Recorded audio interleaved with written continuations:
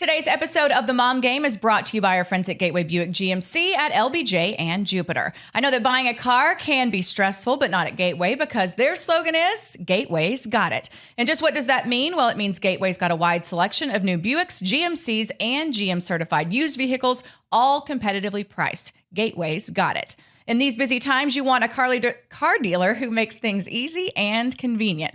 Well, Gateway's got it. And when you log into gatewaybuickgmc.com, look for the Shop, Click, Drive button. This allows you to shop from the comfort of your home, and who doesn't want that? In fact, it's as easy as uno, dos, tres. I just got back from Mexico. Sí, señorita. Yes. One, uno, select your vehicle. Dos, create your offer. Tres, schedule your delivery. And on top of all this, Gateway Buick GMC offers complimentary car washes for life, which is so clutch. So when you want a dealer who has it all, guess what? Gateway's got it. You can find them online at gatewaybuickgmc.com or shop in person at LBJ and Jupiter. GMC, we are professional grade. Experience the new Buick.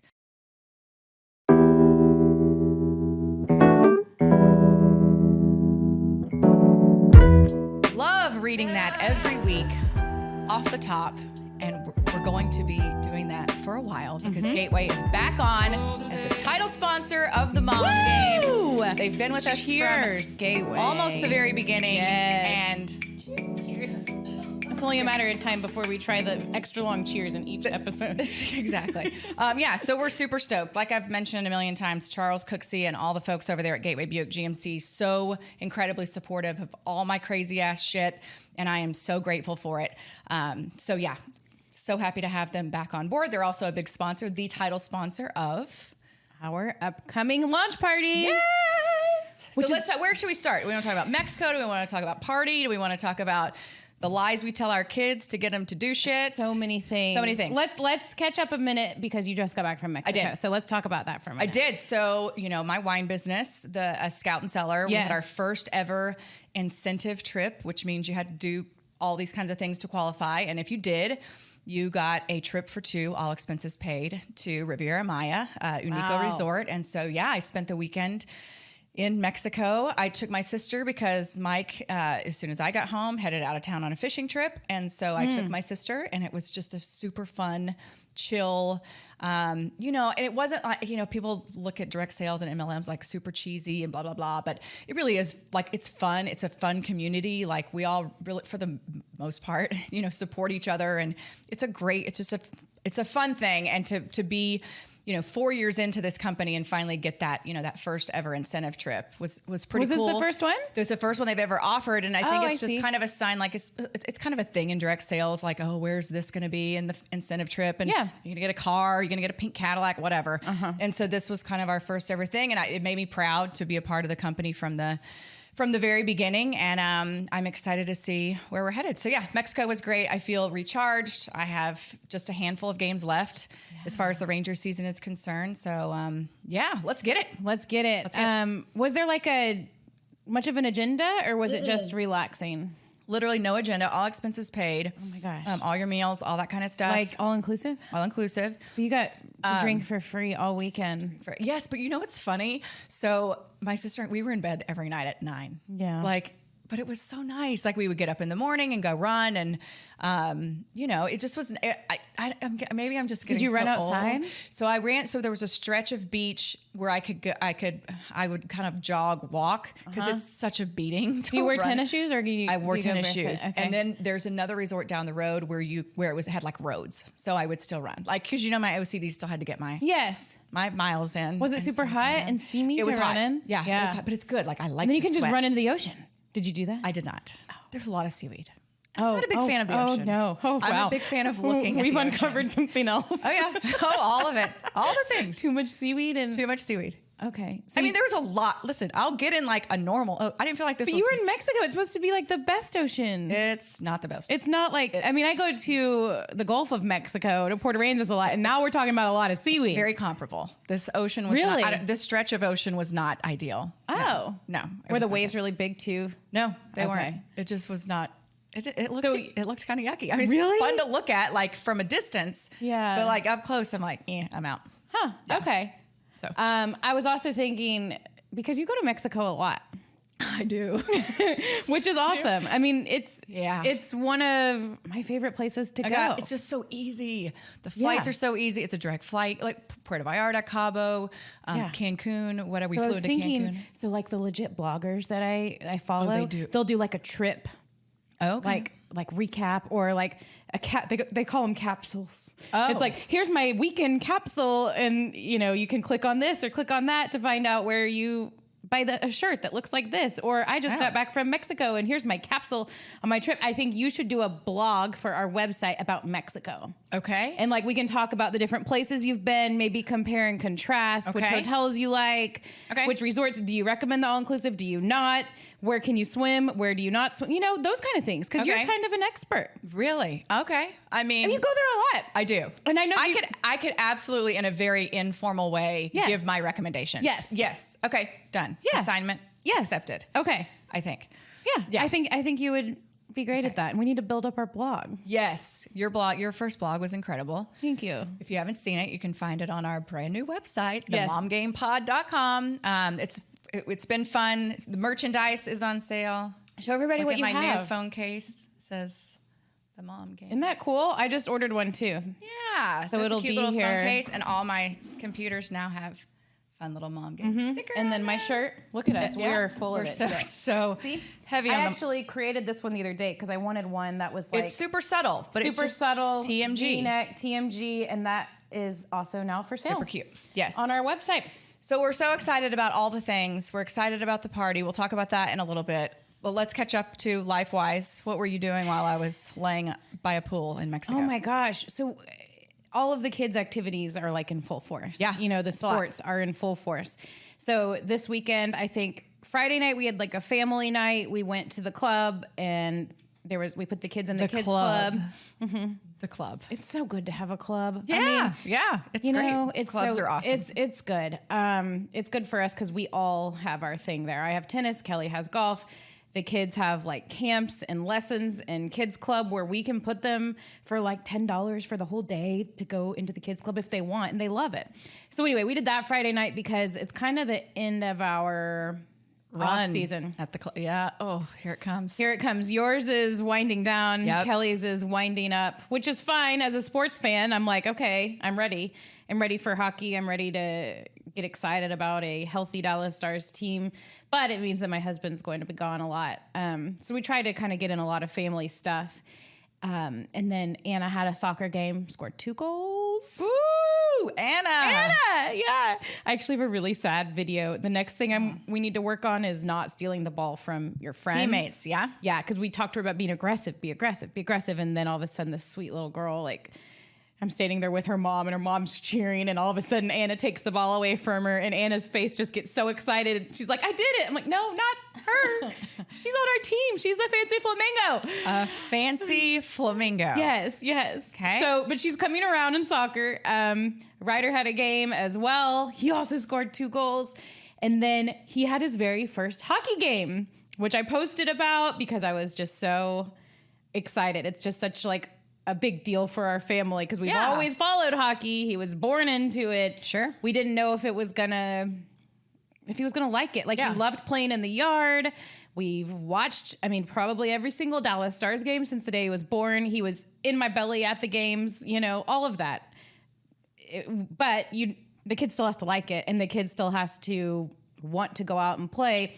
And with hockey, you have the barrier of learning how to skate. Yeah. You can't just go run out there like you can in soccer. So the skating for him was a little bit trickier, and he'd go out there with Kelly and he'd see how fast Kelly could skate around, and he'd say, just carry me around, Dad. Like, I don't need to learn. Like, we can fly, and so they'd have fun doing that, but they weren't really getting anywhere with the skating. And then once we kind of handed over the coaching to somebody else, Ryder did a lot better at one of these little Dallas Stars hockey camps. So the skating was starting to click, and then they were like, he's old enough, he can be on a team. And we were like, oh my God, really? Like, I don't know if he's ready for a team. But he hopped on one, and it's a 6 and under through the Dallas Stars Youth Hockey League, which I'm super impressed with just right out of the gates. But yeah, he had his very first game, and little guy scored twice. That's so awesome. So his skating's like, he fell down a lot, and they all are falling down. But his like stick handling or puck handling and his stick skills and his like vision for the game is good because of all of the other things that I talked about because he's just watched it for so long. So I'm like, if he can like just get his skating going, we might have something here. But regardless, it was just like the joy, like seeing him like doing his first celly and all of that. It's like, oh, celly? Oh, they celly. Oh, celly is short for celebration? Yeah. Yeah, oh, man. Wait a minute. What?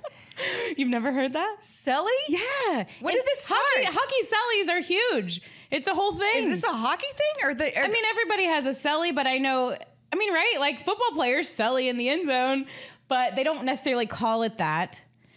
Hockey players call it that. They call it celly. Yes. Oh, so dear. Like, oh yeah. So like Tyler Sagan has a celly, Jamie Benn, you know, the Dallas Stars, like they'll have a good celly after a big goal. Yeah. So it's not just like a celebration. Like a celly is unique to a player. Like this is my celly. Kind of. I mean, not just a celebration. This is a celly. Both. I mean, once you get to the NHL level, you're not as big and like your own unique celly. Like they'll just have a big celly after a goal. When did cellies start? I need help on this. I know, isn't it? It's super fun.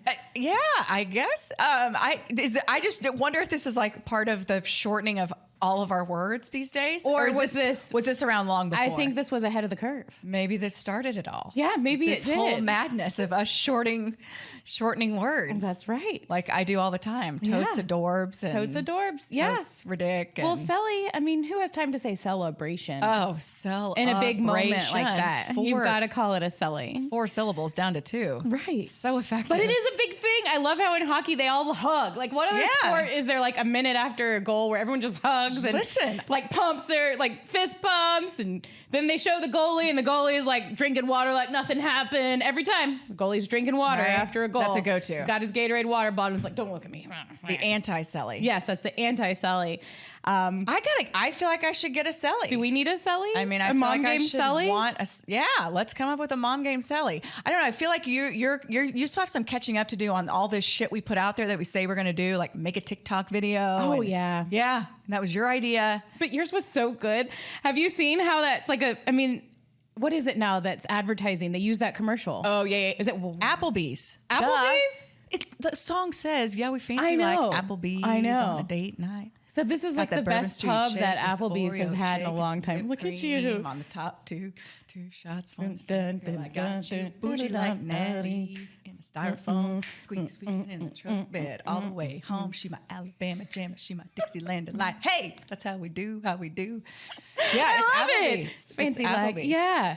Well, I do need to learn one. I'm sorry. It's all right.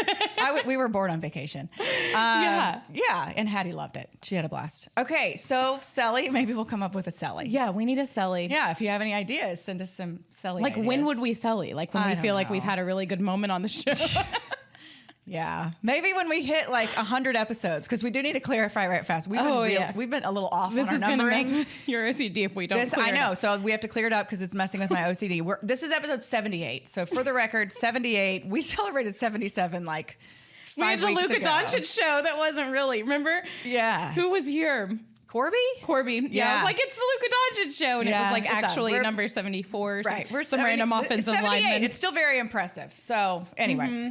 But that would do numbers on my OCD. Yes, so we are. We're 78. We have somebody for the who's record, better at numbers that's helping us. Yes, we can put together an episode guide. 78. And what are we now? We are like 3 weeks away from that party that we mentioned. Yes. So we should probably plug it one more time. Yes. If you guys haven't bought your tickets yet, you're not going to want to miss out on this because it's going to be super fun.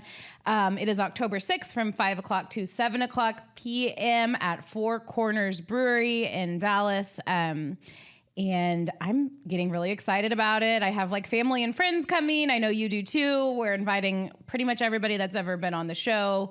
Not guaranteeing they can all come, but we're inviting them all.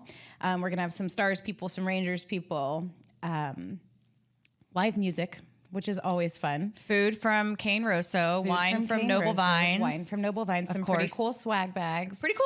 Let's just say we have all your drinkware covered. If you come to the party, you will not need to buy any more drinkware for a long time. It's We've true. got lots. But moms love drinks. Mom loves drink. Everyone loves drinks. I know. Everyone loves drinks. Everyone but I know loves me, drinks. I'm like, I need my coffee. And then once I'm out of coffee, okay, like water. I need a tumbler for that. Yeah. Okay, now I need my portable wine glass to go here or there or walk down the street with my wine.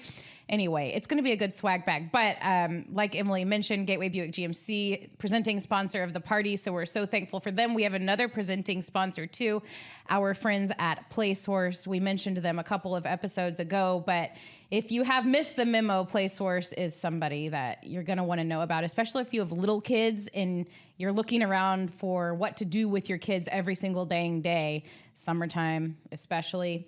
But PlaySource is your source for where kids play. It was created by a frustrated mom who's now our friend, Erin. She's wonderful. She thought there's got to be a better way to find stuff to do with your kids. She couldn't find what she wanted, so she made it.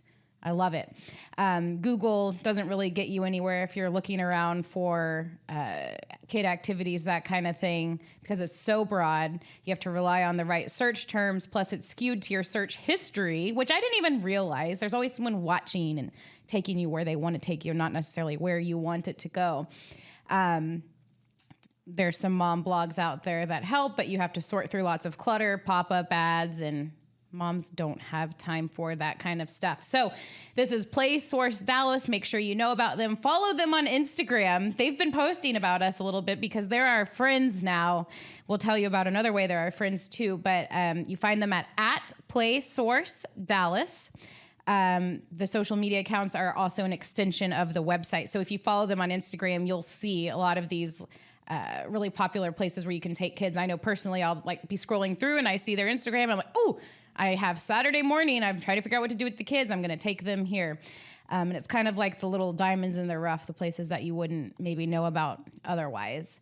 So at PlaySource Dallas, go give them a follow. And they also, Emily put us on. So Erin, who owns PlaySource, also owns the Diaper Concierge. We love Erin because she is a mom. Can I say mom? Entrepreneur. Oh yeah, that's gonna kill you, isn't it? I mean, it's kind of cheesy, but hashtag mom boss. I know you don't like that one. Boss babe. Boss bitch. Oh, I didn't know. I'm just Hashtag, going with boss bitch, babe, not boss bitch, babe, but okay. Fit mom. No, I'm not. But my goal is to be hashtag fit mom. Fit mom. Anyways, she started Diaper Concierge, and you can find them in Love Field right now and DFW Airport. It's a little like a diaper vending machine for when you're in the airport and you get lost in the wild without a diaper. There's nothing worse. I hate that feeling. I'll be digging through. I mean, because Anna still uses pull-ups for sleeping and that kind of thing. So I usually have one on hand, but Diaper Concierge will be there for you in the airport if you find yourself in that situation. And they also feature ads on their machines, and they are featuring an ad for the Mom Game Pod, which is super cool now, which is super cool. So appreciative of that. Yeah. Erin has been super supportive, and I love the whole, I mean, I like people supporting people, but I feel like too, especially women who are trying to establish themselves in the business world. Huge fan of that. So shout out to Erin. And if you've got a side hustle you want us to know about, holler. Yeah, holler at us. Holler at you girls. That's right. Okay, so I told you one thing that I wanted to mention about the crazy shit lies we tell our kids to make them get to do stuff. So my kids are at the age, and I don't feel like Ryder and Anna are like this, and maybe they never will be. I pray for you that they won't. It's a constant battle. Everything is a fight. Everything is an argument. They come down for school pictures today, and he's like, that shirt's weird. And and then she's being a total a-hole because he's in the front. So he sits in the front seat. So it's a lot of back and bickering. Oh, it's both. Yeah. And then so she's beating the crap out of him. Oh, and gosh. Then, it's just constant. And they so rarely see eye to eye on things that it makes me crazy. So I was at breaking point number 842 right before I left to go on vacation. Yeah. And so I told them in that morning that we'll discuss this when you get home, which to me as a child, I fucking hated that. Yeah. Because that's all I thought about all day. So I was like, we'll discuss this when I get home, which basically just meant I don't have a solution to this problem. And so we're going to I got to go workshop this. We're going to go wait until you guys get home. Yeah. So they come home from school and I'm like, okay, we need to have a conversation. And so immediately they went like this. Oh, they did your deep breath. They did my deep breath trick, which made us all laugh, which is good. It's what it's supposed to do. And so, well, at least in our family, that's what it's supposed to do. And so I said, look, I've consulted some people, and this is what the best solution is.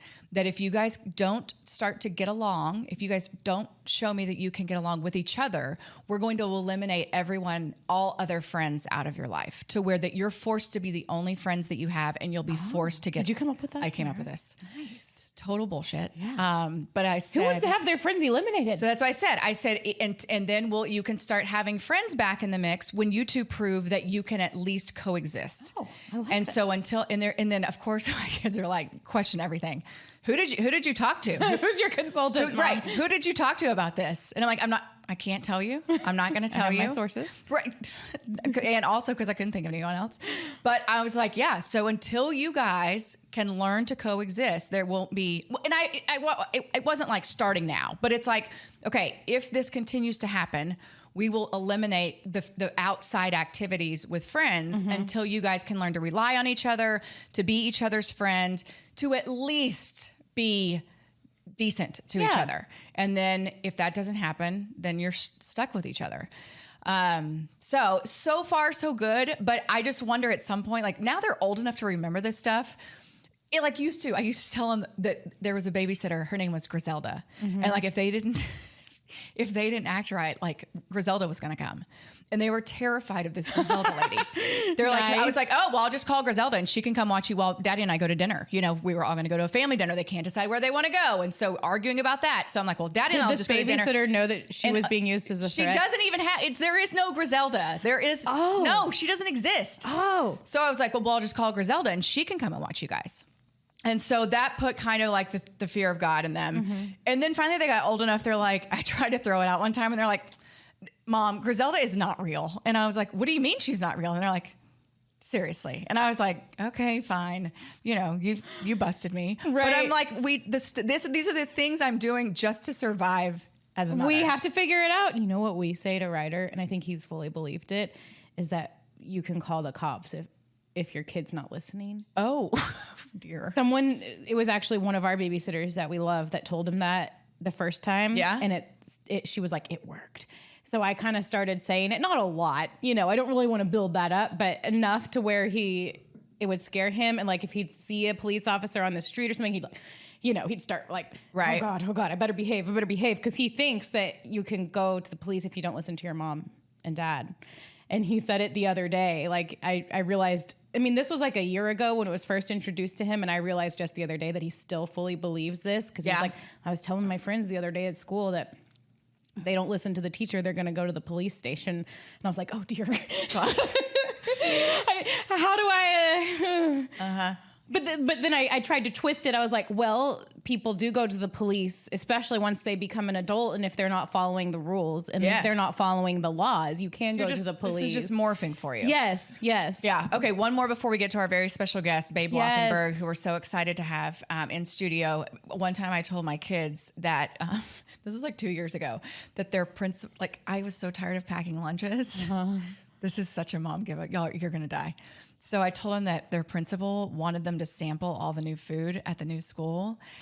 And so they weren't supposed to bring a lunch for the first 2 weeks. Principal's demands. So I was like, Miss Smith really needs some feedback on the food in the cafeteria. Which could be true. At the new school.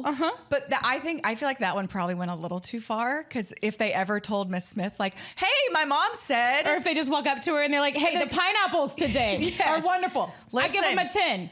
Sloppy Joe's on point, Miss Smith. We got this. Tell me what else you need, you know? So I felt like that. She'll be like, why do these kids keep telling me about their lunch? In my defense, it was like I get to the end of baseball season and school start. It's just, you're in those. I'm in that haze where it's like, I just need to make it through these, you know, next 6 weeks when school starts back. Yeah. And so you just feel like you'll do anything to survive. And that's what I did to survive.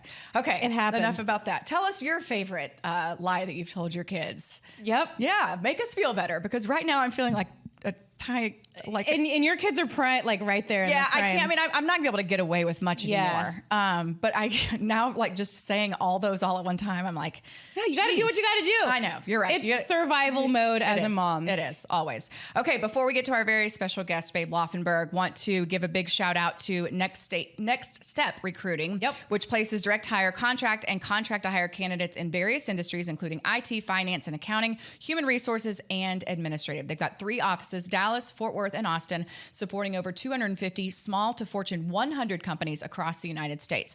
So the reason I love Next Step is because of Nikki Koyman and everyone I know there. But Nikki is just a super stud. She's a mom. She's working her tail off. She's owner of this business, her and her husband, Chad. And she's just a supportive chick. And I totally dig that.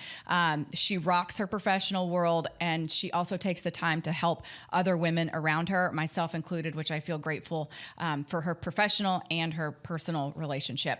Also, another reason I love Next Step is because they support the Do It for Dirt golf tournament year in and year out, which we all know if you've listened to this podcast for any amount of time. The Do It for Dirt Foundation is one that is the most special to me because of the person that it was named for, because of the work that we do helping families impacted by sudden loss. And I'm super proud to be associated with that organization. And I'm super grateful that Next Step continues to support us. So Next Step Recruiting is continuing to grow and expand into new markets. So now is your opportunity to join this dynamic team from any of our listening areas. Any of them. They operate in a 100% remote basis and are currently hiring for recruiting and business development teams. Next Step Recruiting's dynamic IT division is comprised of a technical staff that successfully sources and vets all levels of professionals from entry level to software development to CIO. Next Step Recruiting's dynamic professional services division is comprised of CPA, accounting, and professional HR staff that I can't say successfully to save my life. Is it because it says sex in it? Does that throw you off? It doesn't say success. Doesn't even say sex. It kind of does. And a professional HR staff that successfully vets all levels of professionals from HR to accountants to CFO. So they pretty much have a little bit of something for everyone. You can operate totally from the comfort of your home, 100% remote, like we've talked about a million times. These companies. Is there any other way these days? That are pivoting to make it, which is great. Yep. I feel like especially for working moms, this is so huge because you have that flexibility. So anyway, shout out to Next Step Recruiting for their continued support. Sorry about my inability to pronounce successfully, and you can check them out. Successfully. Thank you. Online at nsrusa.com. Here we go. All right. Now I'm good. If I'm not good for anything, Emily, it's remembering that website. That's the one thing I'm good for. I so appreciate you. Yeah. All right. Time for our guest. All right. Now we are so excited to be joined by somebody that we've been wanting to have on the Mom Game now for a while, and he's finally here. It's the radio analyst for the Dallas Cowboys, a former NFL quarterback, longtime sportscaster here in DFW, and a friend to both Emily and me. It is Babe Laufenberg. Babe, thank you so much for coming in today. Thank you. So happy you're here. Of the two of you, which would the two of you say, hey, I'm Babe's better friend? Me. Oh. I'm just kidding. No, definitely me. You know, it's funny, I always say after the age of 12, you really don't have best friends anymore. No, when you're 12, you say, oh, that's my best friend. My best friend. Then you get older and they say, is that your best friend? I'm always like, well, it's a friend. I don't think we have best friends anymore. Yeah. I think we both love you equally. Yeah, there we go. Good. Yeah, what's y'all's relationship? So ours relationship is just whenever I first got to Dallas, I met Babe very early on going to Cowboys training camp. So we never actually really worked together, but we were always around each other. I tried to hire you. Do you remember that? You did. I did. Oh my gosh, what? I totally for forgot Cowboys? that. No, for CBS 11. Oh. Yeah, that's said, right. I would you be totally interested? forgot that. Oh, you forgot. I haven't. She said, because I remember saying, hey, Emily, what would you think about? And she said, hell no. I did not So she forgot about it, but I didn't. I did not say that. No, Scarred me. No, that is Scarred not me. true. That is not true. Julie has never said a mean word to me. Never would. Now the I truth never comes would. out. Now the truth comes out. You know what's so funny is I forgot about that, but I do remember it. Someone told me a story. It may have been Mike Reiner that Dale Hansen told him that he tried to hire me. I was like, I don't remember this situation at all. Like this is ringing a bell between you and I. I do not remember Dale Hansen trying to hire me. Everyone's trying to claim you, Em. Right. But no one hired her. No one hired me. No one hired me. Well, she turned me down. I did. She turned us down. I did not. Nah. I don't. Yeah. I mean, I remember now, but I don't remember even the stipulations. Can I tell you something, Julie? Yeah, tell me. That's when you have too Let's many air jobs. all our dirty laundry. No, that's here. when you have too many job offers. When you say, "Oh yeah, I forgot. That's right, you did, and Dale did," and I would not say, "Yeah, that's right." Well, I'm just wondering where the disconnect is, because Emily told me she didn't get the TV job that she first applied for, and then Fox Sports Southwest was finally the one to hire her. Newey Scruggs. Yeah. I interviewed at Channel 5. And Susan Tully, who was the news director there, could not stand me. Oh, that's she funny. did So not like me. let me get this straight. The two stations that wanted to hire you did not want to go work for, and the station that didn't want you. See, I didn't hear the full story. You know the Groucho Marx line, right? I would never join a club that would have me as a member. That was Emily. First of all, if you want me, well, it was all about timing, because I interviewed with place. Newey when I was still, or not even with Newey, I interviewed with Channel 5 when I was still in Lubbock. Yeah. You and Dale apparently happened after I had already been in Dallas, in my defense. Apparently. Also, I've had 2 children and drank a lot of wine, and I've forgotten a lot of shit. I'm sorry. So I forget so much. Babe, I feel like you and Brad, like, how do y'all remember everything that you remember? Do you forget stuff?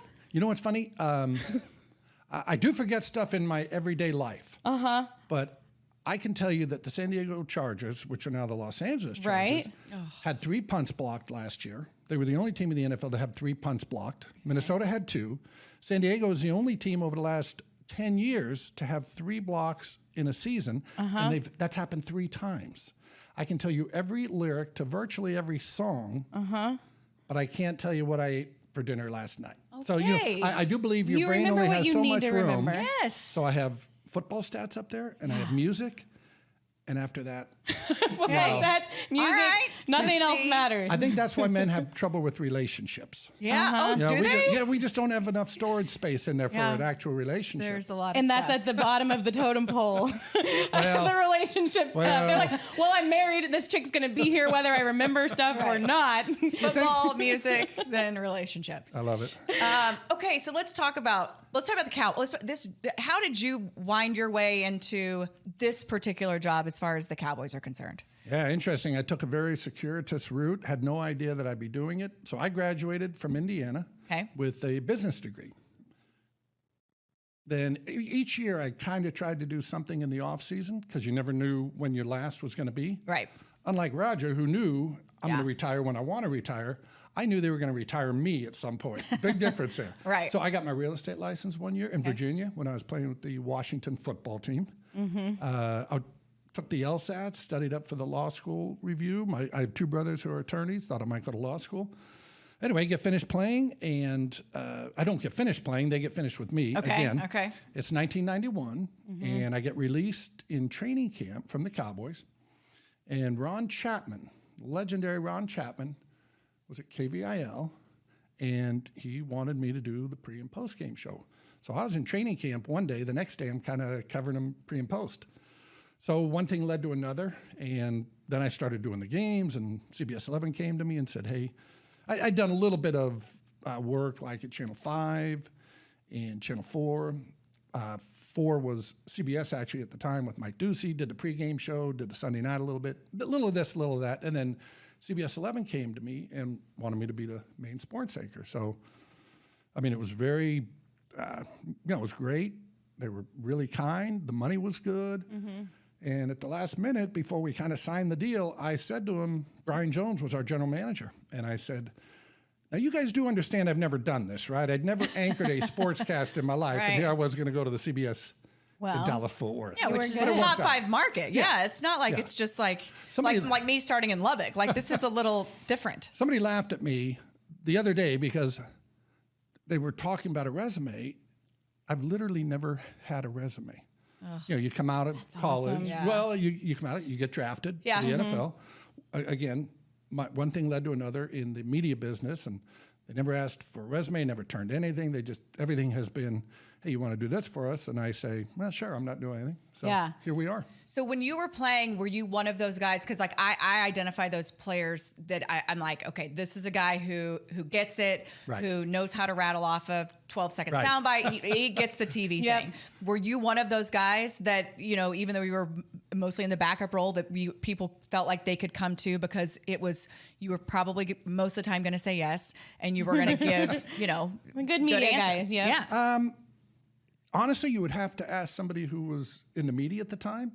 But you like know. that person saying, right? But I never looked at it like, I never looked at it as this is going to be experience for what I'm going to do in the future. Okay. So, but I always enjoyed it. I always had a good relationship with almost all of the media members. I was willing to do just about anything.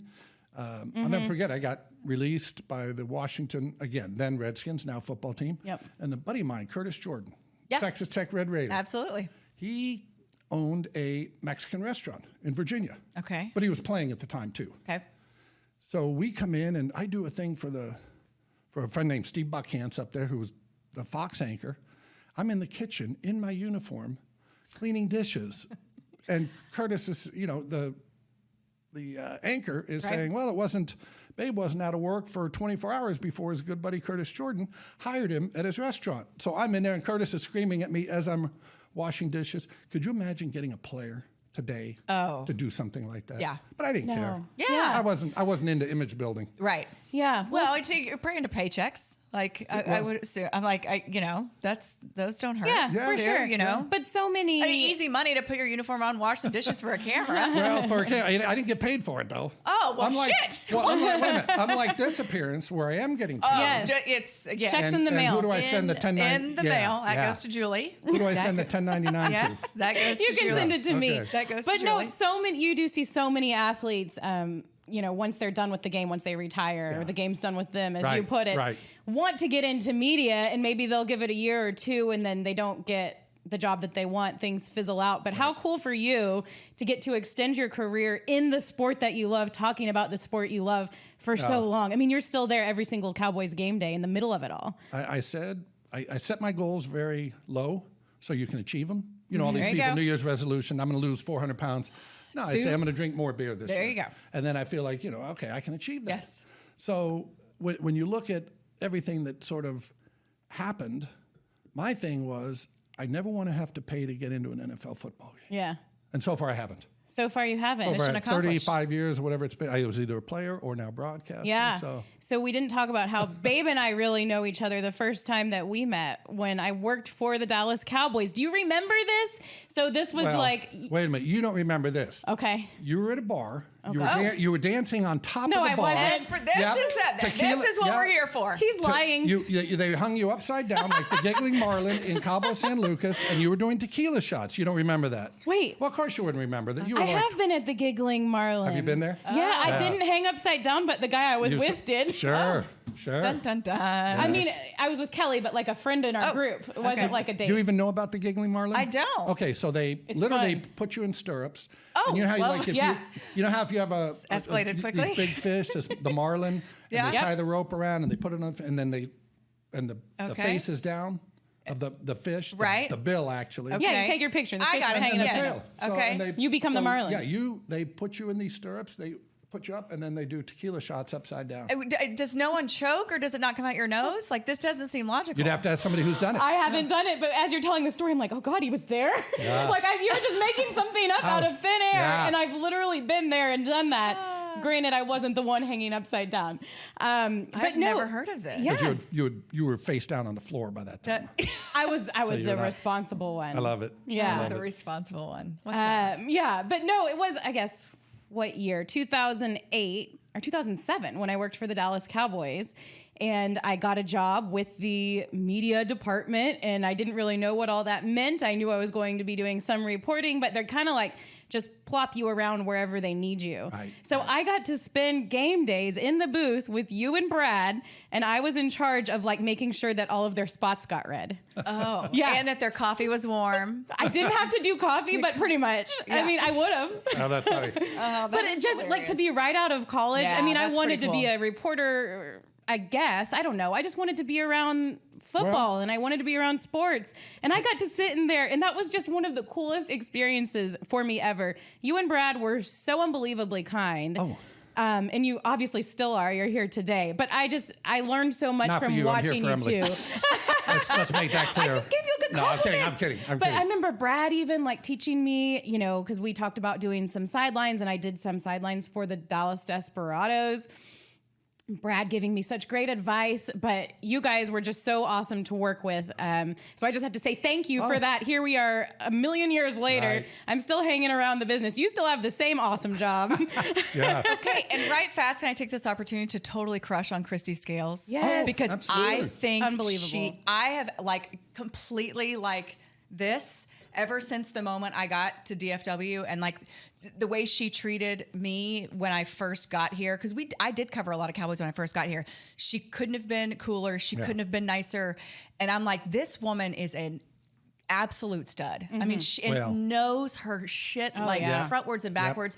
I have such mad respect for Christy Scales. And I don't ever know if like, because we're not like close, but I was like, I hope she knows that I think she's the effing bomb. Like, I think she's amazing. I think I have like on social media in a very creepy way. We should totally have her on in a very, she's probably like, wow, Emily Jones is a little aggressive with her praise for me. Well, I would say this anyway, because she's a teammate of sorts. You know, we have teammates in sports and then you have teammates in your broadcast booth. And I guess you have teammates really in any business, but she is the best. She is great. She is. So well prepared, so knowledgeable. And I don't, again, I would not say that. I would say, oh yeah, Christy is great. She is fantastic. And anything she says, there's a foundation for saying it. And again, sometimes I'll ask Christy. I say, Christy, was that the right ankle or the left ankle that Julie sprained in the last game? Because all of a sudden the guy's got a sprained ankle. And you immediately want to say, oh, well, that ankle flared up again. And it's like, well, babe, that was the other ankle. So Christy's on top of all of that. Yeah. She's great. So the role of the woman in sports has evolved, obviously, since you've been playing. And now that you've been in this business for, what did you say, 35 years? Well, let's see. They retired me from football in 31. Right, but so when did you start playing? I'm 39 now. When did you start playing? There you go. When did you start playing? Start? Yes. So when did you come out? Yeah, when did you get drafted? Draft. So 83, so you're looking at 17. So you're almost 40 years into this game. Yeah. So you've seen this evolution take place. No, 30 years really, because the game itself. The game itself. Not the media game. Nope. The game of life. Because there was still, I mean, the women entering the locker room, all that kind of stuff was still, yes. Can I backtrack for a minute? Please. You both know Christine Brennan? Yes. Know who she is? Absolutely. USA Today, right? Without a doubt. Just won I believe she won, the McCann Award. Anyway, big writing award. Yeah. Christine Brennan, when I was with Washington, with the football team. Okay. She was the beat reporter for the Washington Post. So I've known Christine Brennan since my second year in the league, I guess 1984. Here's a great story. Gary Pomerantz was the Post beat writer. Gary was not the biggest guy in the world. You clearly could look at him and say, okay, he didn't play football. Right. That doesn't matter. You don't need to play. You just need to cover it. Right. So he's there, and all the players used to, Pomerantz doesn't know anything about sport. What does he know about football? He never played, blah, blah, blah. This goes on for my rookie year, the entire year. Christine Brennan comes on the next year, replaces Pomerantz, who goes to the Atlanta Journal-Constitution. And then everybody's saying, oh, we got this woman in here. What does she know about football? At least Pomerantz knew football. And I was like, whoa, wait a minute. It was the same guy that you said didn't know anything. Did you not know that there's sports knowledge packed in sperm? That's what happens. You automatically, I did laugh, though. I'm like, wait crazy. a minute. I love Christine. We still keep in touch to this day, and she was great. Well, and God bless women like her for blazing that trail, because she dealt with some shit. Well, she was, somebody could tell me otherwise, but I think she was the only woman, this is 1984. Yeah. I think she was the only woman basically in the locker room. Wow. I mean, no TV stations, no interns, no.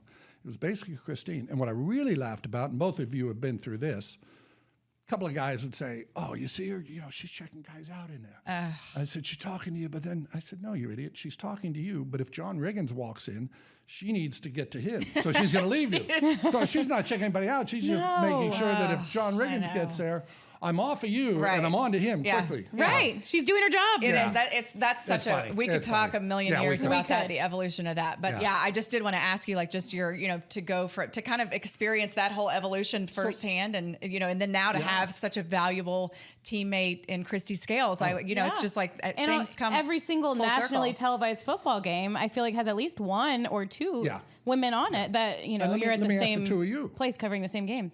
Yeah. Okay, so obviously times have changed. Yeah. Have they changed enough that outside of a few Neanderthals that are in a locker room or a clubhouse, is everybody pretty accepting now? Yeah, I feel like for me, since I've covered the same team now for so long, that it's like now I'm like more like a mother to these fools. Like it's like it's nothing like that.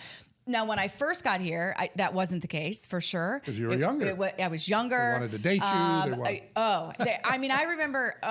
It's so many stories.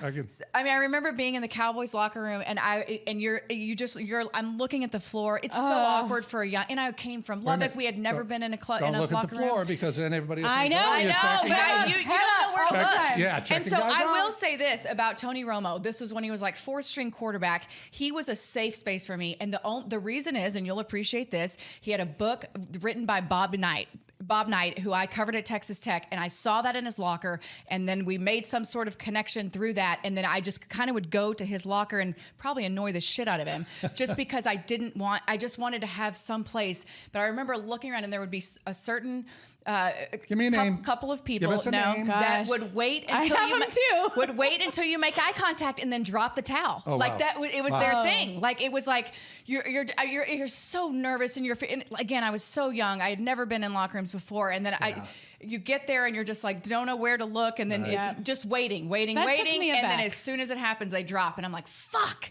and it's like, and you can't help it. Like you're like you can't react. Like you just saw Zero a monster, reaction, but you're like, I don't know what to do. Like it is the most, and I always tell people this, like about being in a clubhouse or a locker room or whatever. I'm like, I need some time one-on-one with guys. It doesn't have to be in the clubhouse. I don't need to be where those guys are dressing. I don't need to be in their space. Yeah. I do need that time somehow. But I don't need it in their space. And I especially don't need it post-game. Post-game, you want to talk to three. They don't want to talk to you. Maybe four guys. Right. If you win the game, whatever. There's 3 or 4 guys you want to talk to. Everybody else no one wants to talk to anyway. So why can't we clean that up? Anyway, but that's... Just for the record, I don't need to see it either. No one does. I went to an all-boys high school. I've been in a sport that had literally all men. I've showered with men all my life, and I don't like it either.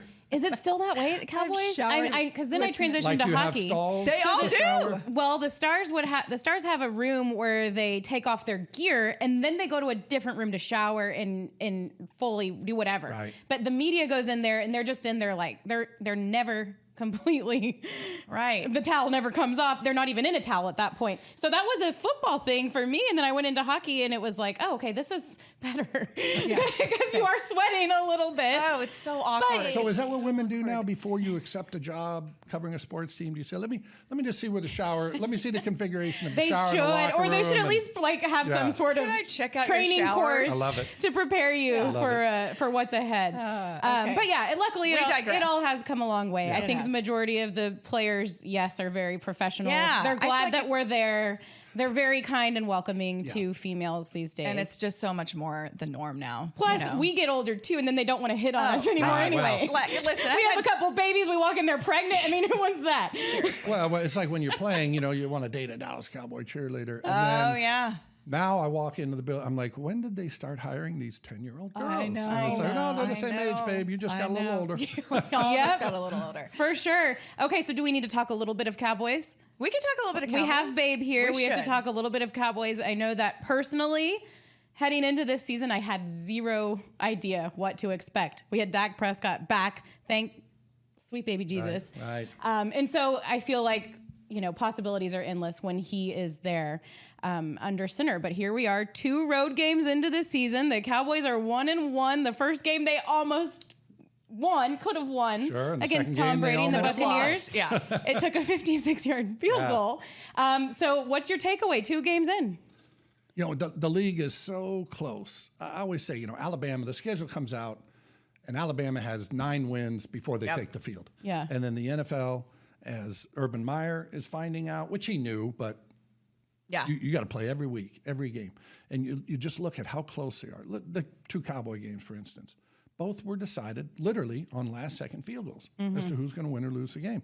You go back, so the Thursday night game after the Cowboys game, it's the Giants and Washington. Yeah. And literally decided on a field goal. The 1 field goal gets missed. Giants think they won the game. There's a penalty. They make it. And that determines whether you suck, whether you're a good player or a bad player, whether you're a good coach or a bad coach, whether you're a resilient team or a team that folds. Such a fine line. It's if the whole city melts down or if the whole city's happy, it's just based on a 56-yard field goal. If you watch the Sunday night game, Baltimore, Kansas City, 35-34. If they stop Lamar Jackson on 4th and 1, Kansas City wins that game. Yeah. They make it, so Baltimore wins. So it's just all so close. It's hard to say. Or if that rookie didn't fumble the ball. Oh, yeah. I mean, hey, both Cowboy games, you could go back to any one of 10. I don't mean add 10 plays. I'm saying any one of 10, and the outcome of the game goes a completely different direction. So. Well, I will say, like, for me, so I've been a fan of the Cowboys my entire life. My dad was a huge my dad raised my sister and I, so we were huge, sports fans growing up. Cowboys were our thing. Like we like that's how we bonded as the 3 of us. And so after the aforementioned dropping of towels and being in that locker room for a while. Please tell me I never dropped the towel. It was not you. I was gone by the time. You were gone. Yeah, I didn't know. No. It would be interesting if a random media person just walked in there like, hey, is this what we're supposed to do in here? Yeah. So anyway, I kind of lost, I just wasn't a huge, I don't know. I just wasn't into it. Yeah. I took some time away after working there too. I took some time away. I will say though, and I feel like too, keep in mind, I'm not bashing the Cowboys locker room scene. I feel like that was 15, 17, 18 years ago. That was a long time ago. Shit was a lot different then. Yeah. We've, let me tell you something. Shit was different 17 weeks ago. Yes. Yeah. And let me tell you something. The Rangers clubhouse looked a lot different. Yeah. Now I'm not singling out the Cowboys here because the Rangers clubhouse was a shit show 17 years ago too. Trust me. Was Will Clark in there at the time? No, he was not. Yeah. Yes, I saw plenty of stuff there as well. But I'm just saying, I just lost kind of I was just out on it. Yeah. I just wasn't into it, I guess I should say. But I will say, once Dak came, I was like, God, this guy, I'm bought in. Like I'm totally bought into the person and he may be full of smoke and completely blowing up my skirt, but I'm bought in completely and totally 100% bought into who I think this dude is. Right. And it is hard for me not to root for him. And it was the same way. Like I felt that way about Jason Witten. Like I was like, dig me some Jason Witten. Like I feel like that's a guy and not that he was the only one, but like you found players you could identify with. And then I found in Dak Prescott, I was like, I can identify with this guy. Like I'm emotionally invested in him. I want him to and then win. After the injury, and then you're even more so. Yes, exactly. So how have you do you have a different feeling about this crop or this version of the Cowboys right now? What's interesting is not being allowed into the locker room because of COVID the last 2 years, you really don't get that same feel for individual players. Now, They bring 4 players out after practice and at training camp, and they stand there and understandably so. I'm not saying we should be allowed in there. Matter of fact, I don't want to be in there. But you just don't have the same feel for the guy or the player. There's players on the team who've been here for 2 years now. CeeDee Lamb being one of them, who I've never God, I'm in on him too. I'm so never in on met. him. But I mean, I remember when Dak. You talk about Dak. Never met him still? Never met him. Wow. I mean, just a one-on-one. Right. I've been there when he's talking. Well, that's a shame. Well, but because you see him on Hard Knocks, he seems like a great guy. No, and I'm not. Like, I'm just but saying, we don't know that. I know. Years past, I would always at training camp. I would always go meet the new guys. Yeah. I just introduce myself. I wouldn't say I played. I just say, "Hey, I'm Babe. But I cover the team. I do the games, and just want to familiar meet face." You. And so if you see me around, that's who I am. That's what I do.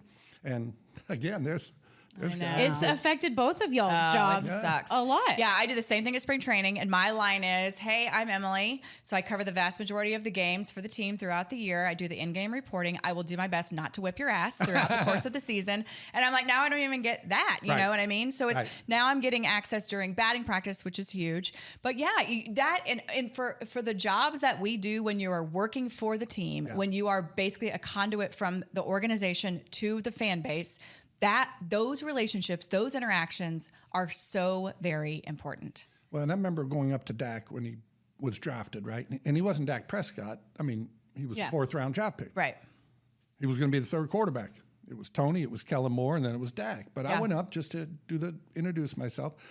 And, well, 2 things I remember about it. Number 1, I walked away saying, that guy's impressive. Now, that doesn't mean he's going to be a great quarterback. Yeah. But you walked away in the 2-minute conversation I had with him, and you said, that guy's got something to him. Yeah.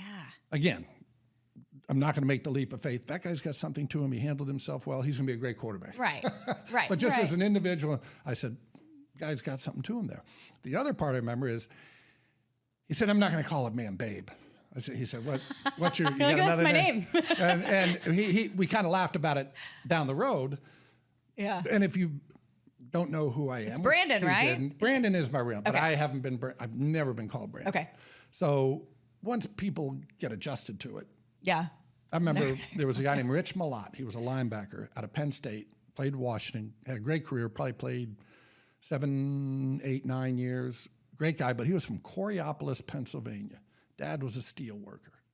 Coriopolis is right outside of Pittsburgh. Okay. So I met him, and he said, I'm not calling another man Babe. You got to have another name. Oh, my gosh. You know, we became good friends, and all he called me was Babe, of course. And I said, hey, Uncle Milty. We used to call him Uncle Milty. Uncle Milty, remember when you thought if you called me Babe, we had to date or something? Yeah. You know, he kind of got over that, didn't he? So it's probably especially weird for people that have a significant other that they call Babe. Yeah. Well, otherwise, I bet it's fine. Yeah. But and if you're like Babe, Babe, Babe at home, and you're like Babe. I love the fact that he was Uncle Milty. Uncle Milty.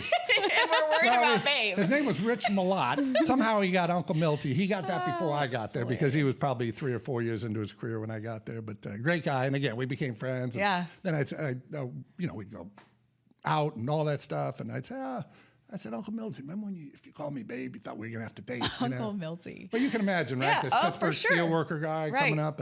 But I'm just laughing that this big, rough and gruff guy was Uncle Milty. Yeah. Again, that name was given to him before I got there. Right. I latched on. Exactly. Okay, we want to talk some parenting. We're going to get a little more serious.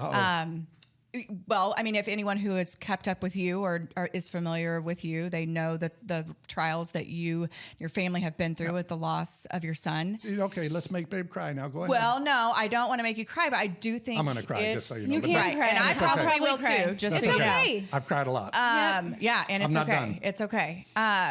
Just, you've gone through this battle in a pretty public way, but it wasn't. So Luke's battle was it was very public, but then his final battle was not. And so I feel like I remember when I heard about Luke, I was like, wait a minute, I thought everything was okay. Right. What has this process been like with you, just dealing with this as a parent, but also too trying to be not a voice, but something for someone to look at and say, like, this shit is hard and I'm going through it, and I want you to know that you're not alone. Well, what's interesting is the people that really know me, they've all said, you're such a private person and you're so public with that. And it's true. I mean, your private life is it's private, right? Mm-hmm. But, and I don't post things on social media about Luke for anybody to say, wow, look at me or look at him. I tell people it's an emotional bloodletting for me.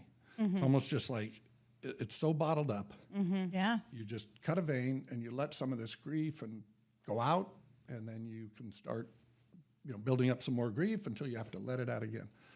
So that's all it is. Now, the interesting thing is I cannot tell you the number of people, and this is a total unintended consequence of those media posts and showing kind of what he went through, and not just what he went through, just what you're going through still. Well, and I've had 3 people text me, email me, find me, that I did not know who said they were ready to kill themselves. Oh, wow. And they said they look at a post and it pulls them right out. Oh, my gosh. Yeah, so there's been Parents that have there's been like some lo- heavy, one parent and lost that's why yeah. you. That, I mean that. But I don't that's do what, it for that reason. But Right, it's but hey, so- he was a for great sure. kid. So Always, he's I- still looking out for people. I lost my daddy 5 years ago. Same thing on Father's Day, on his birthday, on the day he died. I do that. I go through old pictures. Like that's what I do. I will sit and scroll through my phone. I'll go through photo albums, and I make a social media post. And I don't know why I do it. I'm like, Right. I wonder if people think this is weird that like Right. I'm wishing my dad a happy. It's those 3 times. That's when I do it every year. Father's Day, his birthday, and the day he died. And it's like basically it's all kind of jumbled up into these like 3-4 months. But there is something about it that makes me feel good. I'm saying things I said to him when he was still here. Right. But there is something about like I'll cry when I'm looking through it, and then I write it, and then I post it, and then I don't care what people have to say about it. I don't care if people read it. It's just like you said, it's something for me to where it's like, I don't know. It's just what I do. So I totally understand that aspect of it. But when you realize, because here's the thing, you're not supposed to lose your kids. That's not the way it's supposed to work. No. And I will tell you, I mean, I lost both my parents. It was a natural order of things. You're not happy. No. You don't. I mean, my mom, especially, she was tremendous, all 5'2" of her. We'd be in photos, and it's like, well, be like, hey, you cut back in the day when you couldn't go back to your iPhone and crop them and look. And, I can't tell you the number of photos where, I'm cut off about here. But, losing a child, I would have, I've told people this, but I never would have imagined the depths that it can take you to.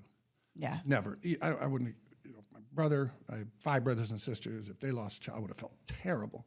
A friend, I would have felt terrible. I would have felt awful, but I would have never known. And I hate to say, I don't think you can truly know until you go through it, because the depths it takes you to. There's days you don't want to. There's days you don't want to see tomorrow, and there are days when I have contemplated not seeing tomorrow. And the one thing that keeps coming back to me, and I've had people tell me, Luke wouldn't have wanted that. No. And so that has been one of the things, I don't want to say that's kept me alive, but I think at times it's kept me alive, because he'd be so disappointed if I saw him up there and he said, Dad, what are you doing here?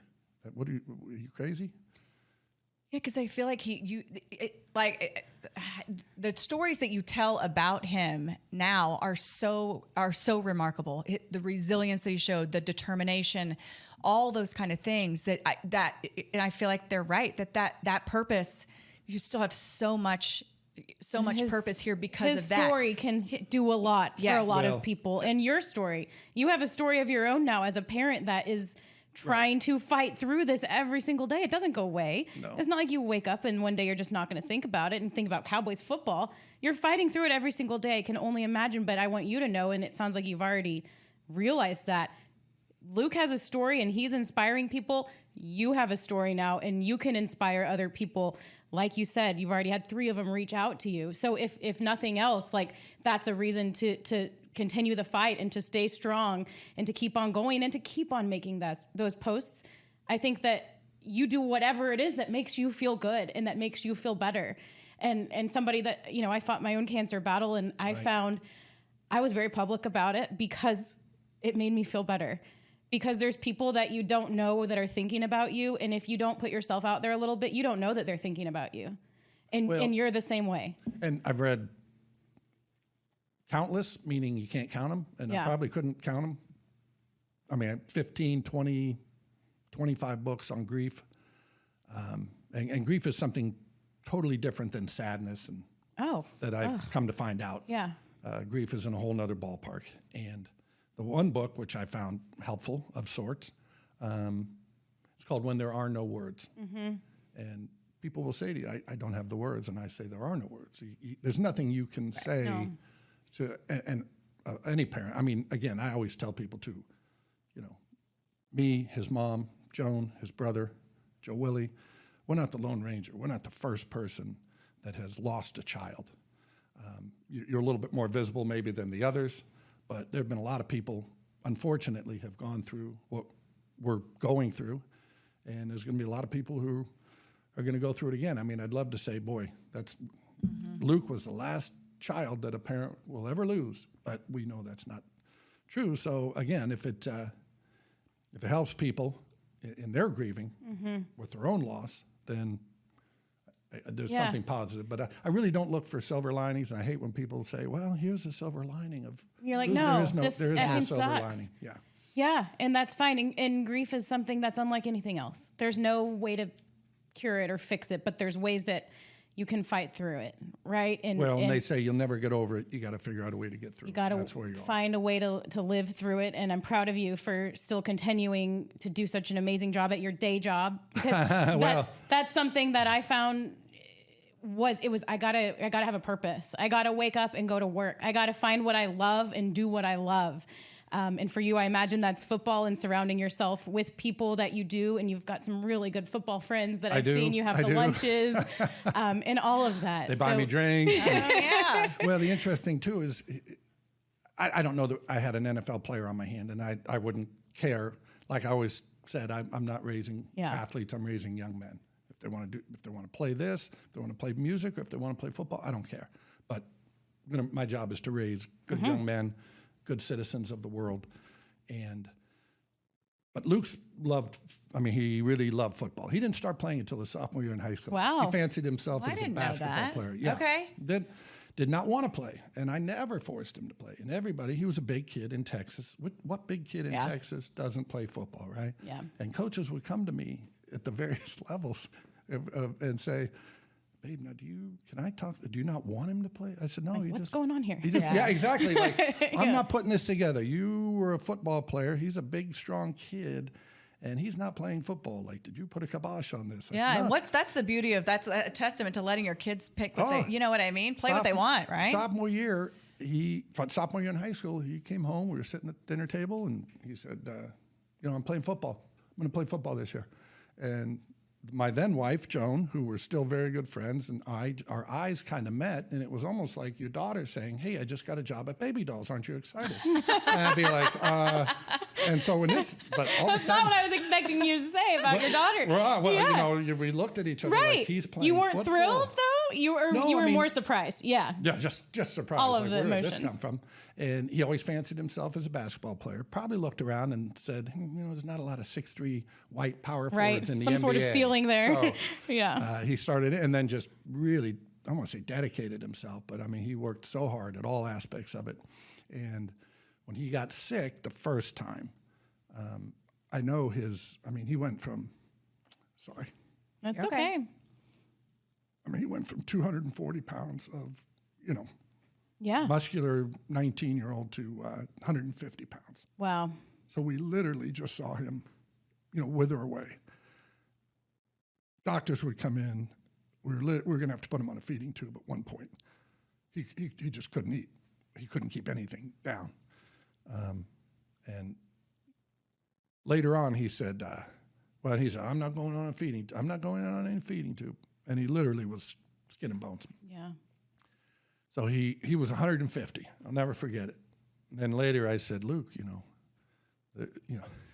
what's the deal with?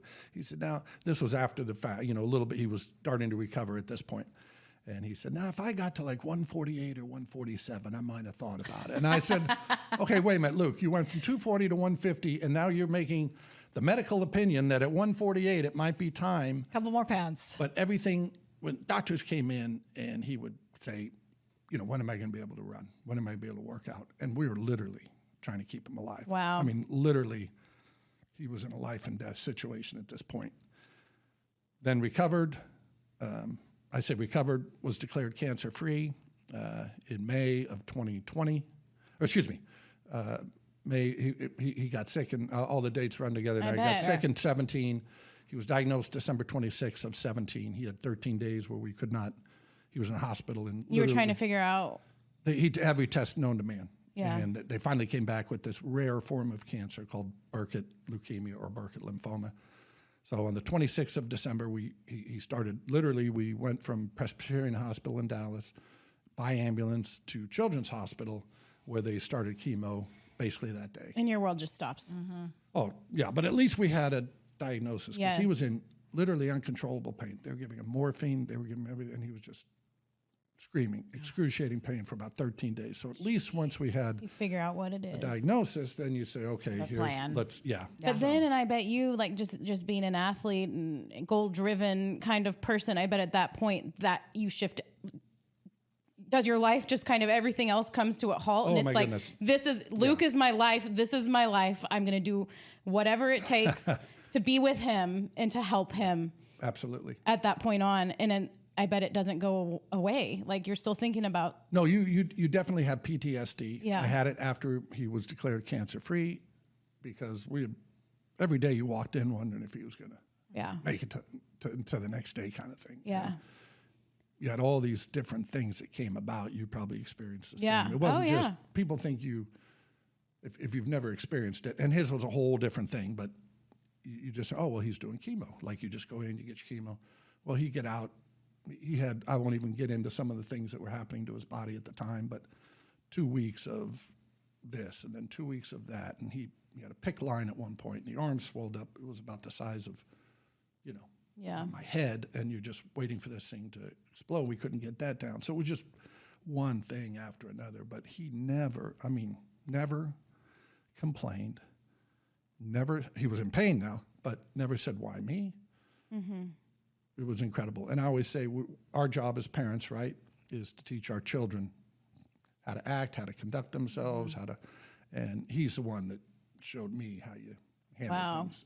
When I'm sitting there thinking, okay, I got to show him, I got to be strong for him, he was the one that was strong for you. Showing you. It's like he knew. Yeah. And he probably knew you needed it. He did. Even more and than you did. When I was going through all that too, it was like the hardest part was seeing my mom. Right. And my dad, my stepdad. And so I knew that all I can do is just try to stay positive and to stay upbeat, because even in those moments where you're fighting for your life, you care about your family. Well, and that's what he was doing for you. Every one of us, his mom, his brother, me, we just wanted to trade places. Oh. I I heard that over and over and from my mom. I put my hand, can I take that? Can you give it to me? Oh, you're not supposed to be doing that. And then the one thing too, somebody asked him once if he ever got lonely. And he said, I never get lonely because I'm never alone. He said, my mom's there, my brother's there, my dad's there. At times he couldn't have guests because his immune system was so compromised. Yeah. But his friends were down, and he had I don't want to say he had a great support group, but he did. He was never alone. Yeah. Well, and he got well, and then it went on to UTEP. Yes. Which to you had to feel like. Did you ever let yourself feel a sense of relief, or were you too scared to? Oh, I did. And I thought we had a new lease on life, literally. Yeah. Because again, it's a very rare and aggressive cancer. There's about 1,200 cases get diagnosed. Wow. And that's what happened too with this, without going into great detail. And trust me, I knew nothing about this until you're in the throes of it. And then you find, I didn't know what Burkitt lymphoma was, never heard about it in my life. And I guess too, for a reason, it's rare, but it chews up your metabolism at the rate of like 75 times normal. So that's where all the weight loss came. It just speeds through your body. And again, he couldn't eat anything, but he literally was losing like 5 pounds a day. You come in the next day and he was thinner and thinner. And it was literally hard to watch the visual of this. But again, he was amazing. So he was pronounced terminal on July 12th of 2019, passed on August 22nd. And at the time, they brought us in. But his friends, after he had passed, I still see him. They come over for the NFL draft, Mr. Laufenberg. And they, of course, if your job is covering Cowboys, you tend to be popular. Yeah. Oh, Mr. Laufenberg, what Coach Garrett say? Hey, is Dak going to play? Right. All those things. But they had said, both male and female, take care of, my parents and my brother, because they're going to be sad. So how are you 21 years old, which is how old he was when he passed? How are you 21 saying, take care of it, make sure you take care of these people? Wow. So He wasn't a bad kid. No, not at all. What have you, I guess, seen as far as the outpouring of support and emotion and people maybe that were acquaintances, but now all of a sudden just want to help and just want to be there for you? Because sounds like Luke himself as a person touched so many people. He had I swear I had 20, 30 texts after he passed saying, Luke was my best friend. Oh. And, so and that lives on, right? He can live on like through those people and the things that he's done, and people remember and telling stories, and it's good to talk about it. Yeah. He was it was funny because he was kind of guy. He was like the life of the party. Of course he did. He had this big body, bounced in, always had a smile on his face. Mm-hmm. But some people are the life of the party and they suck the air out of the room. He was like the life of the party when he come in, but everybody just gathered around and just enjoyed the whole thing, So, I miss him in so many respects. And if there are other parents out there who have lost a child, or even with your dad or family member, but I keep the hardest notion is he's never coming back. Yeah, he's not walking through the door. And I'll be at places, a multitude of places where we used to go out for coffee, go to a coffee shop, and I keep waiting for him to walk through the door and bounce in and tell me a big practical joke, which would have been like him, to say, "Oh, Dad, gotcha, Daddy-o." And the hardest thing is he's not coming back. Oh yeah, because your whole life is your children. Once they're born, it's like every day. You're from the day they're born until they're off playing football in college. Yeah. I always say, once you got them, they didn't ask to be born, so they're your responsibility from that point forward. Well, I'm super proud of you for sharing as much as you had. I know it's probably not easy all the time, but I think it really does help people, and I think it helps people gain perspective. I think it helps people who have gone through similar situations to see that they're not alone. So I'm grateful for your friendship. Well, thank you. And I'm inspired by you as a parent, and we're here for you. Yeah, we're here for you. Thank you. No, I think a lot of people are. People have been tremendous, and the bottom line is you wish you could say, if you did this for me, this would really make things a lot better. I know. And there's just not. But just knowing that they're ready to do it or to do anything for you, because you just feel it, you know it. Yeah, and then you feel like helpless as a person. You're like, well, God, I want to do something to help, but then I'm asking what I can do to help, and then you feel like a jackass because you don't know what to do to help. And then you're stressing them out. And then you're like, let me know what I can do, and they don't know anything, and it's this whole No, I could tell somebody, if you could come over and change the oil in my car and mow my lawn, and paint my house inside and out, they would do it. Yeah, but and you do. I don't want to say you feel guilty, but you want to be able to tell people, you know what? Here's what you can do for me. But right. You're just sort of on your own. I think what you mentioned though, and that I hope you hold on to, is that everything I've heard about Luke, I feel like I can be confident in saying this, and you've said it. He wants you to be happy. Yeah. He wants you to fight through it. Yeah. He wants you to do what makes you happy and surround yourself with things that keep you busy and keep you occupied and that keep you going. So I hope you know that, and that you can do that, and you try, and I think too, just sitting and talking about them, right? Like you said, like if it's just inviting some people over, like let's just talk about Luke, because I lost a mother-in-law way too early. She had just met my daughter and passed away, and it's like, in my house, we talk about her. We talk about her all the time. Mm-hmm. We've got pictures of her. We try not to go overboard, where there's just pictures of her everywhere. Don't come to my house then. I don't have pictures of your mother-in-law, but if you want to say, what does Luke look like? I'd say, well, just step in here. And that's fine. Yeah. And my son, Joe Willie. I'm making a very, I don't want to say conscious effort, but for every Luke photo, there's a Joe Willie photo. Yeah. I never want him to think that he's not enough to keep us around or whatever. And of course. And trust me, he was as good to his brother. And he said the same thing. We just did an interview in El Paso. We're doing the Luke Fight Station there, and one of the stations did an interview, and he talked about it and said, I was the older sibling.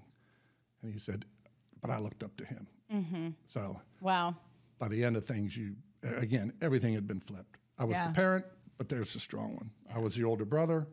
but I looked up to him. So and that's the consistent. Everyone that's talking about him is saying that, so you know that he was truly a wonderful wonderful person that had a huge impact on so many people. And you know what's interesting too? I can't tell you the number of people who I gave the eulogy actually, which was the hardest thing ever. Oh my gosh! I think I'd outsource that. Well, I was going to, trust me. I distinctly remember exactly where I was. And do we have a minute here left? Yeah, absolutely. Okay. Of course, that'd be terrible to say. Yeah, no, we're good. We're out of time. We're gonna go. Let's wrap this up. No, we got time, babe. Obviously, Jason Garrett and I are friends. No secret. Yeah. And he was there for literally the last night of Luke's life. Wow. Luke passed at 3 a.m. officially, but he came down that night after working 14 hours. I said, what are you doing down here? You know, but he called me and he was driving home from work, and he said, you got to do the eulogy. And I said, I can't do it. I'm not going to get through 5 seconds. I literally, at that point, I couldn't say Luke's name without just bawling. Yeah. He said, no, you got to do it. You got to be the one. You know him. You got to do it. Now, I don't know if you ever saw Jason Garrett's press conference the day Luke passed. No, I did not. Okay. I think I did. Yeah, he talked about it a lot. He talked about Luke. It was the only thing he talked about. It lasted 2 minutes, and he broke down and left. So I'm thinking to myself, as I was up ready to do the eulogy, and I mentioned it at the eulogy when I got up there, and I tried to mix in a little humor with the other just to keep myself going, because I knew if it was all. But I said, I told the audience at the church, I wasn't going to do this. There's no way I could do it. And Jason Garrett's the one that talked me into doing it. And then I thought to myself, wait a minute, the guy who couldn't make it through his press conference for a kid that was not his own tells me you can do this and you got to do it. And then, but I did tell him when he said that, I said, I'm going to do it. This was like the next day. I said, but would you, if I don't make it, because there was no guarantee I was going to make it through, would you step in? He knew him. Obviously, he can speak publicly. He was your backup quarterback. He was my backup. And he said, are you kidding me, Bambino? I mean, I'm your guy. I've been backup all my life. The starter goes down, I'm in. So, and Troy was at the service, and we both decided, Troy's never come off the bench in his life. He would be terrible. He's got to be a starter. He would be terrible. So we had a little fun with that. But anyway, I don't know where I was going with all that.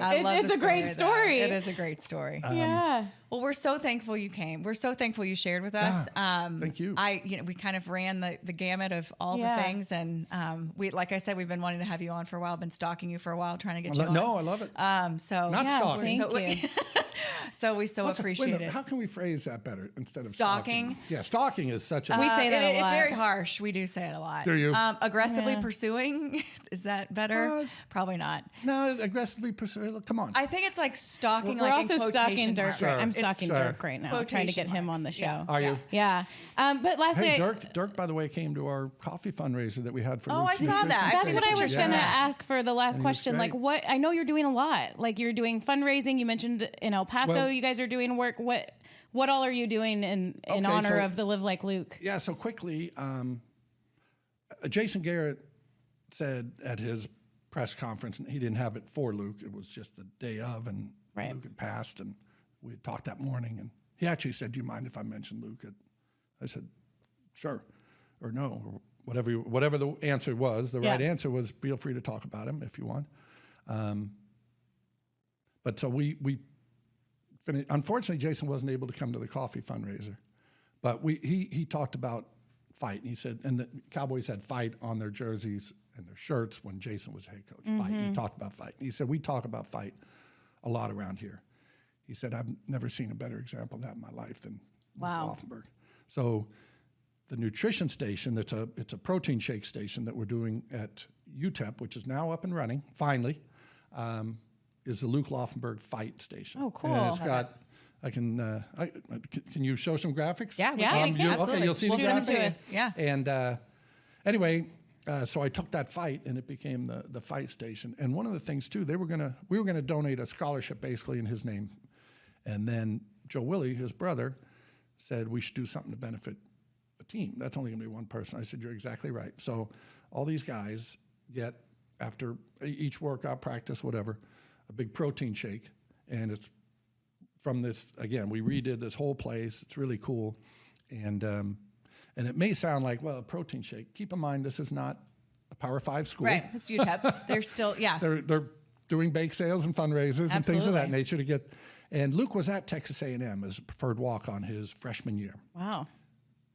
You could go get steak and eggs if you wanted at midnight. You know, the one thing he always talked about was the protein shake. Oh, Daddy, the protein shake. I said, well, Luke, what about the prime rib that you had for dinner? Oh, So his brother said, let's do this. And so it's for walk-ons. It's for every player on the team. At UTEP, they come in, they get a little protein shake. That's perfect. Fantastic! What a great idea! What a great story! What a great idea! Yeah, like, and I mean, I'd have to credit his brother. That's awesome. But he's exactly right. Luke would have wanted everybody to benefit somehow. So that's fantastic. There we go. Like the story behind it is the best part. And if anybody's watching and wants to donate, we need to keep the money coming in. How do they donate? If you just go to Luke Laufenberg and UTEP or Luke Laufenberg Fight Fund, it'll come up, and there's a direct online link that you can. Okay, we'll get the word out. Yeah, please. Awesome. Thank you. Thank you so much for being with us, Babe. Thank you. Okay, I know. Like I said, we've run the gamut. We always end the show with the peace sign. Now we're gonna make you do something really Now we're gonna cheesy. we'll make you do something cheesy to get your mind off of everything. Okay, good. All right, so we'll just do 1, 2, 3, mom game out. You just throw up the peace sign, look at your camera, and say, Absolutely. mom game out. 1, 2, 3, Mom game out.